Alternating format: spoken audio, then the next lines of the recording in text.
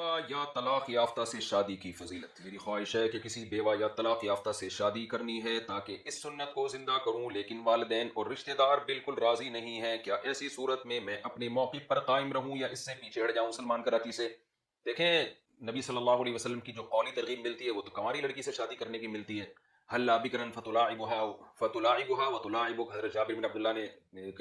طلاق یافتہ سے نکاح کیا تو آپ نے فرمایا کنواری سے کیوں نہیں کیا؟ تو حضرت جابر نے فرمایا کہ میری چھوٹی چھوٹی بہنیں ہیں تو میں چاہتا ہوں ان کو کوئی پالے، تو کنواری لڑکی تو نہیں ان کو پال سکتی، کوئی بشور خاتون نہیں پال سکتی ہے۔ تو نکاح کی ترغیب اصل تو کنواری لڑکیوں سے ہی ہے جو نبی نے ترغیب دی ہے، وہ محبت زیادہ کرتی ہیں، اور پھر انتقوا رتاقا حدیث میں آتا ہے ان کی اولاد زیادہ ہوتی ہے، بچے زیادہ ہوں گے، اور تکثیر نسل خود شریعت میں ایک بہت بڑی ایک ترغیبی چیز ہے کہ نسل کو زیادہ ہونا چاہیے۔ تو بیوہ یا جو طلاق یافتہ ہے وہ ایجڈ ہوتی ہے، اس کے زیادہ اولاد، وہ آپ کو زیادہ اولاد نہیں دے سکتی۔ لیکن اس کے ساتھ ساتھ خود نبی کا عمل کیا ہے کہ آپ نے صرف ایک کنواری سے نکاح کیا، باقی ساری طلاق یافتہ اور بیوہ سے ہی نکاح کیا ہے۔ تو ان میں الگ حکمتیں ہوتی ہیں۔ ان میں حکمتیں کیا ہوتی ہیں بیوہ یا طلاق یافتہ میں؟ وہ میچور ہوتی ہیں، خاص طور پر جس کو ایک دفعہ طلاق ہو چکی ہے، اس کے بارے میں امکان ہوتا ہے کہ وہ دوبارہ وہ غلطیاں نہیں دہرائے گی جن کی بیس پہ طلاق ہوئی ہے، وہ ایک تجربہ کر چکی ہے۔ اور کنواری لڑکی جو ہے میچور نہیں ہوتی، اس کو سنبھالنا مشکل ہوتا ہے، اس کے نخرے بھی زیادہ ہوتے ہیں۔ تو بہت ساری حکمتیں بیوہ اور طلاق یافتہ میں، تو اس کا حل ہمارے نبی نے خود بتا دیا ہے کہ بھئی دونوں سے کرو، کنواری سے بھی کرو، بیوہ سے بھی کرو۔ اور سورہ طلاق میں اللہ نے کیا فرمایا،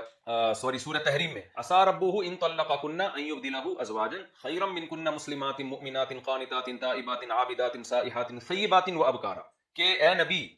نبی کی بیویوں، اگر تمہیں نبی چھوڑ دیں گے تو اللہ نبی کی دوبارہ شادیاں کرائے گا جن میں طلاق یافتہ اور بیوہ بھی ہوں گی اور کنواری بھی ہوں گی، یعنی ان کو امہات المومنین کو تنبیہ کرنے کے لیے کہ نبی چھوڑیں گے نہیں، بالکل جیسے کہ نبی نے نہیں چھوڑا، لیکن بالفرض اگر چھوڑ دیں تو یہ نہ سمجھو کہ نبی تمہارے محتاج ہیں، بلکہ نبی کی اللہ دوبارہ شادیاں کرائے گا اور اس میں طلاق یافتہ بیوہ بھی ہوں گی اور کنواری بھی ہوں گی۔ تو کیا مطلب، اگر ان ازواج مطہرات کو اللہ کے نبی معاذ اللہ خدا نخواستہ چھوڑ دیتے تو اللہ دوبارہ پھر آپ کو دوبارہ سے اللہ طلاق یافتہ بھی دیتا، بیوہ بھی دیتا اور کنواری بھی دیتا۔ تو اس سے صاف پتہ چلتا ہے، حضرت مولانا شلوی تھانوی رحمہ اللہ نے اس آیت کی تفسیر میں لکھے، سے صاف پتہ چلتا ہے کہ بھئی کچھ مصلحتیں کنواری میں حاصل ہوتی ہیں جو بیوہ میں نہیں ہوتی اور طلاق یافتہ میں نہیں ہوتی، اور نکاح سے وابستہ کچھ مصلحتیں بیوہ اور کنواری طلاق یافتہ سے حاصل ہوتی ہیں، وہ کنواری سے حاصل نہیں ہوتی۔ اس لیے قرآن میں اللہ نے فرمایا فَانكِحُوا مَا طَابَ لَكُم مِّنَ النِّسَاءِ۔ اس کا ترجمہ جو بڑا بہترین خاندانی ترجمہ بیان القرآن میں مولانا شلوی تھانوی نے کیا، میں نے بہت ساری تفاسیر دیکھی ہیں، ایسا خاندانی ترجمہ مجھے نظر نہیں آیا جو بالکل آیت کو صحیح طرح سے ڈیفائن کر رہا ہے۔ اس میں حضرت حکیم الامہ نے ترجمہ کیا فَانكِحُوا مَا طَابَ لَكُم مِّنَ النِّسَاءِ، جو کسی بھی مصلحت سے تمہیں مناسب لگیں، یعنی وہ عورتیں جو کسی بھی مصلحت سے تمہیں مناسب لگیں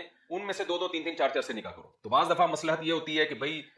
مجھے نسل زیادہ چاہیے اور مجھے جو ہے نا اس کی طرف اٹریکشن بہت زیادہ ہو، تو وہ کنواری میں ہے۔ بعض دفعہ مصلحت یہ ہوتی ہے کہ مجھے ایک میچور خاتون چاہیے جس سے میں بات چیت کر سکوں، اپنے مشورے لے سکوں، تو وہ طلاق یافتہ اور بیوہ میں ہوتا ہے۔ بعض دفعہ یہ ہوتا ہے کہ بھئی مجھے، آپ خود کسی خاتون کو طلاق دے چکے ہیں، آپ کے پہلے سے بچے ہیں تو ان بچوں کو پلوانا ہے آپ نے، تو وہ ایک میچور خاتون زیادہ اچھا پال سکتی ہے۔ تو بہت ساری مسئلہ، بعض دفعہ صرف رشتہ داری جوڑنا ہوتا ہے، جیسے نبی نے بعض سرداروں کی بیٹیوں سے نکاح کیوں کیے؟ اس لیے کہ ان سرداروں سے آپ کی جو دشمنی تھی وہ ختم ہو گئی۔ بعض قبائل میں آپ نے نکاح کی، ان قبائل سے آپ کی دشمنی ختم ہو گئی۔ تو آپ بعض دفعہ کسی قوم میں کسی سے نکاح کرتے ہیں، اس قوم سے آپ کی دشمنی کم ہو جاتی ہے۔ بعض دفعہ کسی بڑے خاندان میں آپ نکاح کر لیتے ہیں تو اس کی بیس پر آپ اس میں جو ہے نا آپ کا اس خاندان سے بڑا اچھا تعلق ہو جاتا ہے، جس سے آپ کو دنیا اور آخرت میں بڑے فائدے ہوتے ہیں۔ تو اس لیے اسلام نے مرد کو زیادہ شادیوں کی اجازت دی ہے کہ نکاح میں بے شمار مصلحتیں ہیں، ایک بیوی رکھنے میں وہ ایک آدھ مصلحت ہی حاصل ہو پائے گی۔ اس لیے اللہ نے فرمایا کہ جو کسی بھی مصلحت سے عورتیں تمہیں مناسب لگیں، تو چونکہ وہ ساری مصلحتیں ایک عورت میں جمع نہیں ہوتی، تو زیادہ سے زیادہ مصلحتیں حاصل کرنے کے لیے ما طاب لکم من النساء، جو بھی عورتیں تمہیں مناسب لگیں کسی مصلحت سے، ان میں دو تین چار سے نکاح کرو۔ تو